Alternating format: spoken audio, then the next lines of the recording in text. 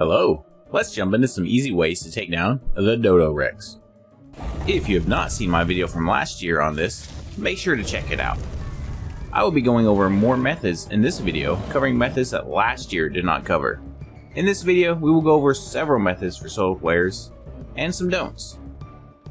One of the easier methods to take on the Dodorex if you are solo is going to involve a golem and a Dionychus. If you can buy a skiff off of a trap for use on the island, then you can quickly locate the Dodorex. Barring that, crystal wyverns are fast and easy to tame and raise. Once you have located the Dodorex, pick a nearby area. Make sure to set up your golem in the path of the Dodorex on aggressive. You may need to clear the area of wild dinos. You could set the golem to turret mode, but this can cause issues during the fight. Make sure to set your Dionychus a little bit further back to keep it from being targeted by the Dodorex. The golem needs at least 23k hit points, if you have a 50 armor saddle or better. More hit points is always better though. Golems are easy to tame, and you can find their saddles and drops on Scorched Earth pretty often. Now, the Dionychus should have 600 melee, and then the rest in health and stamina. If you have the Dine 100% imprinted to you, then the melee only needs to be about 500%. If you are not close to capped with the melee on the Dine, then the golem will need more health to survive. If you would like a guide on taming golems, let me know in the comments below. Now, if you are looking to tame the zombie dodos, you will want to aggro the Dodorex away from where it spawns. The easiest way is to shoot it. Now, if you don't have a good line of sight on it, you can always use a tech suit to fly up and see it, or you can grapple to a flyer and whistle it up so that you can get eyes on the Dodorex to shoot it. Now, of course, if you have a crystal wyvern or a dragon, you can whistle it to follow you, get on it, fly up, and then you stand on its back and shoot at the Dodorex. But however you do it, once you have the Dodorex's attention, get it to your Dionychus fast. Wait for the Dodorex to use its fire breath, then run in and hit it for a few seconds. Now, right before the Dodorex uses the fire breath, run away, and when the breath stops, run back in. Rinse and repeat. If the Dodorex aggroes you, just run in large circles around the golem until the Dodorex aggroes the golem again. Now, if the golem is on turret mode, it may not be able to get the Dodorex's attention back. It's very important that it's not on turret mode. With any method we will go over, adding heavy turrets can help greatly. If you want, you can tank the Dodorex with a golem and use battery-powered heavy turrets to kill the Dodorex. Now, just to kill it with turrets, you will need around 6k bullets. The more turrets you have, the faster you kill the Dodorex. You can just spread those 6k bullets out, however. Of course, you don't need 6k bullets if you have the Dionychus or some other dinosaur to help do DPS. There would just be extra damage to do it faster. Now, if you're using 5 turrets for instance, your golem will need 30k hit points. 10 turrets, well, then the golem will need 23k hit points. Use this in combination with a Dine to kill the Dodorex even faster. Speed is key, as other tribes are going to be looking to get the kill. If you can get several players together, a few options would be to use shotguns or tech bows. Cap shotguns will require around 600 rounds to kill the Dodorex. It does take some time to fire 600 rounds off, so you need at least 3 people more if it takes you a while to locate the Dodorex. With a 200% tech bow, it will require around 2k shots. But you can fire the bow fairly quickly, so 3 to 6 people should be enough. Of course, if you're using shotguns or tech bows, you may want to just fly around in a tech suit so the Dodorex can't target you, or however you want to do it. Now, we'll get into some don'ts, and then we'll go over another method later as well. So some things you do not want to do is you do not want to use boss Rexes to fight the Dodorex. The Rexes knock the Dodorex back so much that most of them cannot get involved in the fight, and the Dodorex just melts them with the fire.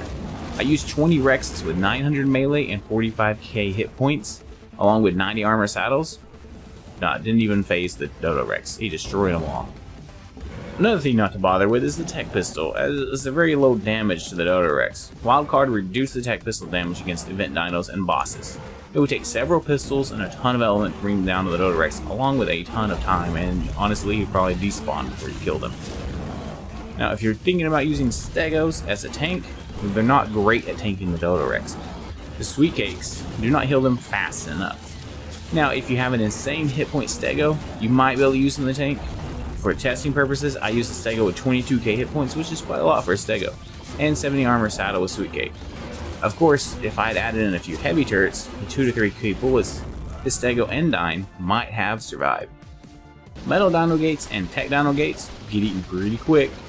But if you bring a few with you, you can drop them to get the Dodorex's aggro to the gates to take the heat off of you for a moment. But keep in mind, they will not hold the Dodorex and they will not stop it for long.